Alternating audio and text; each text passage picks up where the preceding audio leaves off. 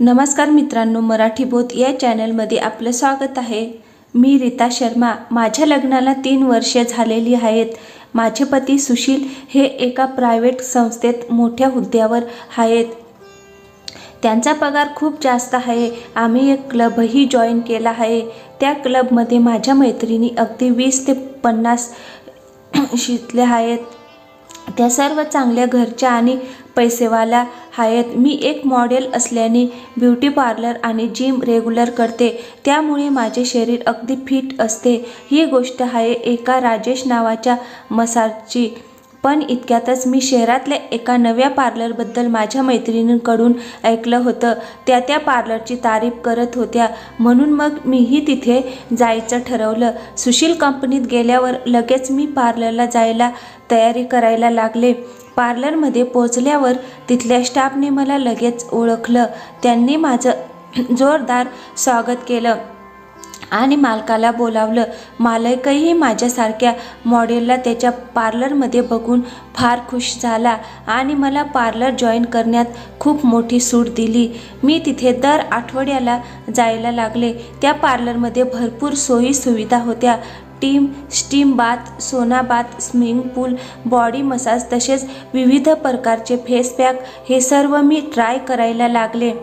आज मला body massage करून घ्यायची होती, त्यामुळे मी माझा ड्रेस काढला आणि मसाज करण्याचा अतिशय शॉर्ट ड्रेस घातला आणि मसाज टेबलवर जाऊन लेटले। मला त्या मसाजच्या ड्रेसवर बघून तिथल्या सर्व मुलामुलींची नजर माझ्यावरच खेळली होती। मी मसाज गर्लची वाट बघायला लागले। इतक्यात एक मुलगा आला आणि म्हणाला, गुड मॉर्निंग मॅडम, आज सीमा आलेली नाही आहे, मी तुम्हाला मसाज करून देऊ का? मी माझी नजर त्याच्याकडे वळवली। तो खाली मान घालून माझ्या उत्तराची वाट बघत होता। पाहायला तो माणूस मासूम असा होता। मला त्याचं ती अवघडलेली स्थिती बघून हसायला आलं। मी त्याला म्हटले, हो, का नाही, मला आनंदच होईल, नवीन एक्सपिरियन्स मिळेल। मला मसाजचा करू शकतोस तू माझी मसाज? त्याचा चेहरा खुलला तसा तो ॲप्रॉन घालायला माघारी वळला आणि लागलीच घालून आला। ती मसाजची रूम एक सेपरेट रूम होती।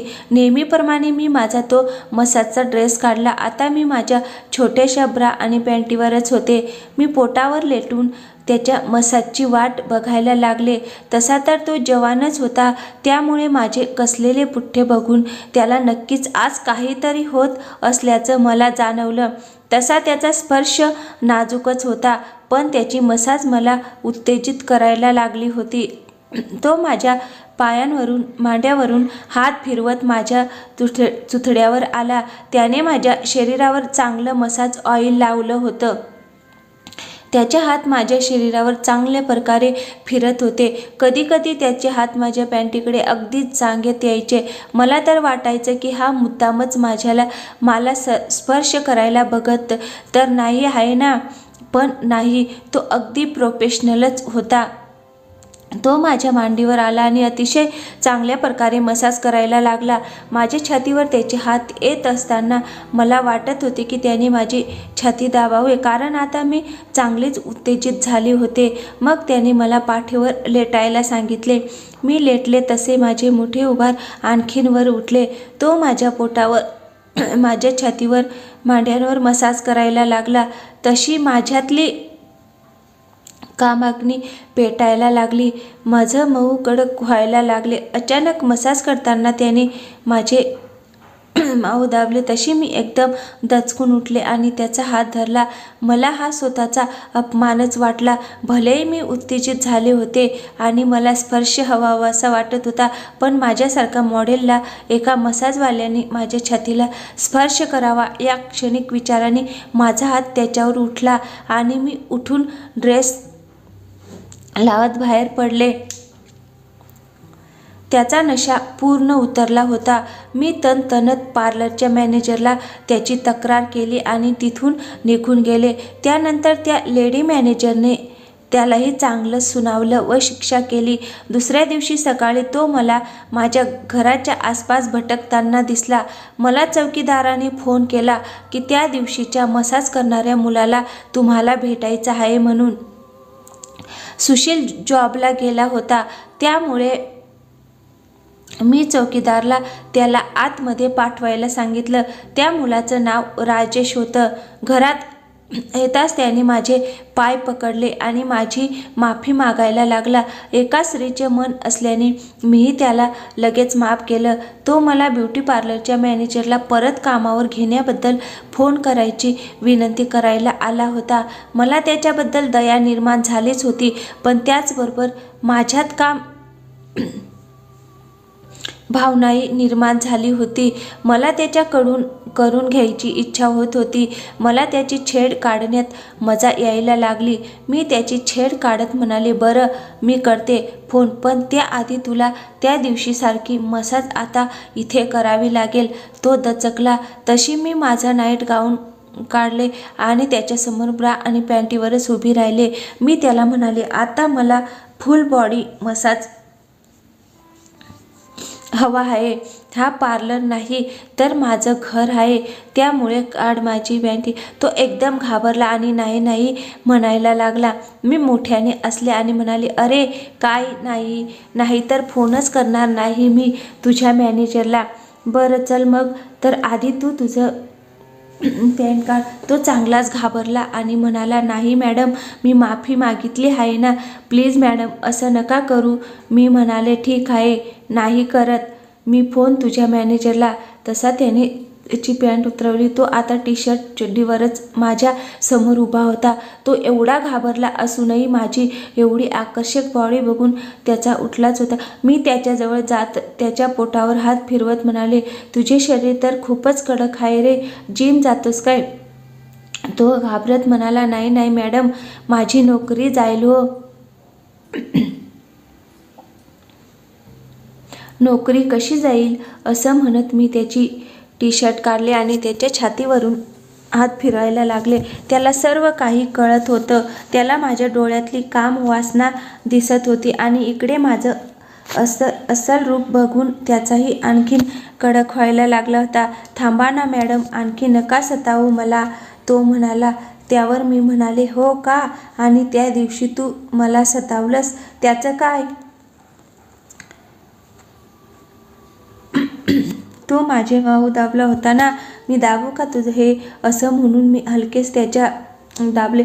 तसा तो थोडा सुस्कारला. मॅडम, हे तुम्ही काय करत आहात? मी तुमची मसाज करून देतो. असं म्हणून त्याने माझा हात त्याच्यावरून काढला आणि त्याने आपले कपडे घातले. मी म्हणाले, का रे, मजा नाही आली तुला? त्याला माझ्या डोळ्यातली वासना दिसत होती, पण तो फार घाबरला होता. तो जायला निघाला तशी मी त्याला म्हणाले, उद्या मी पार्लरमध्ये भेटेल तुला, मला तुझ्याकडूनच मसाज करायचे आहे उद्या. असं म्हणून मी मोठ्याने असले. तो काहीशा शंकेने माझ्या घराबाहेर पडला. पण राहून त्या दिवशी मला सारखं त्याचं कडकच आठवत होता. त्या दुपारी मी माझ्या बोट घालून त्याच्या नावाने माझ्याचा रस काढला. संध्याकाळी सुशील आल्यानंतर त्या उत्साहात मी त्याच्याकडूनही घेतले, पण माझं मन लागत नव्हतं. मला सारखं राजेशचा मोठं आठवत होतं. मग दुसऱ्या दिवशी मी मोठ्या आतुरतेने सुशीलची जॉबला जाण्याची वाट बघायला लागले. केव्हा एकदा तो जॉबला जातो आणि मी पार्लरला पळते, असं मला व्हायला लागलं. एक मिनिट मला पहाडासारखा वाटत होता. सुशील ऑफिसला गेला आणि मी तडक कार काढून पार्लरकडे निघाले. धडधडत्या काळजाने मी पार्लरमध्ये शिरले तेव्हा मला तिथे राजेश दिसला. मी त्याला लगेच मसाज कॅबिनमध्ये यायला सांगितले आणि कॅबिनमध्ये घुसले. कपडे काढून पॅन्टीवर मसाज मेजवर उलटी लेटले. राजेश तिथे आला. त्याने माझी मसाज सुरू केली, पण त्या मसाजमध्ये चांगलाच प्रोफेशनलपणा मला जाणवत होता. तो माझ्या नाजूक अंगांना स्पर्श करायचा टाळत होता. मला आणखीन बेचैनी वाटायला लागली.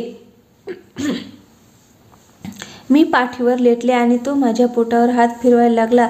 तसा मी त्याचा पकडला, पण त्याने काहीच रिॲक्शन दिली नाही. मी आणखीन जोरात त्याचं लावला तसा तो असला आणि सुस्कारला.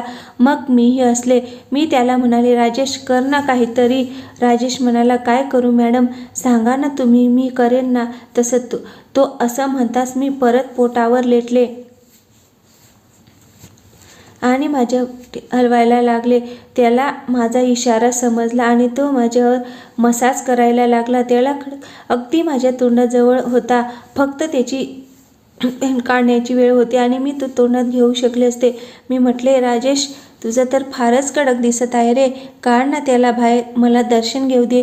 तो म्हणाला, बरं काढा ना मॅडम तुम्हीच.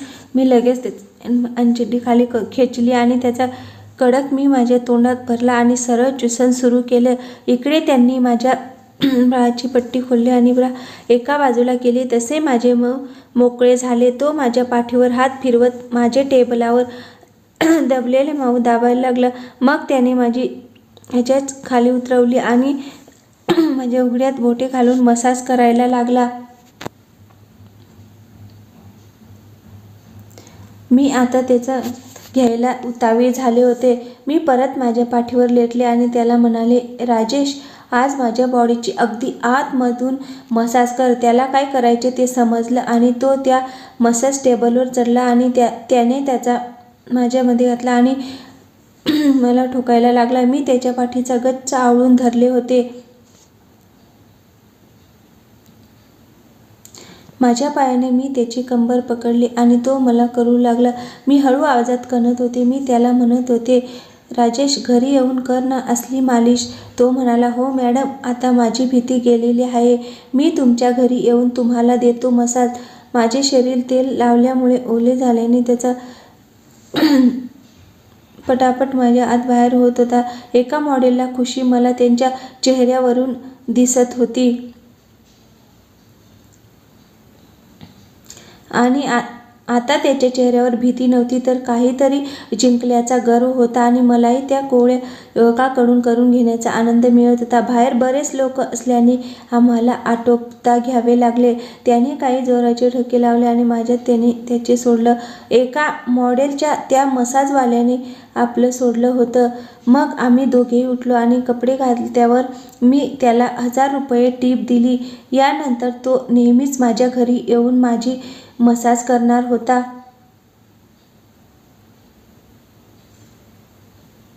चला तर मित्रांनो, कशी वाटली तुम्हाला ही कथा आवडल्यास व्हिडिओला एक लाईक आणि चॅनलला सबस्क्राईब नक्की करा.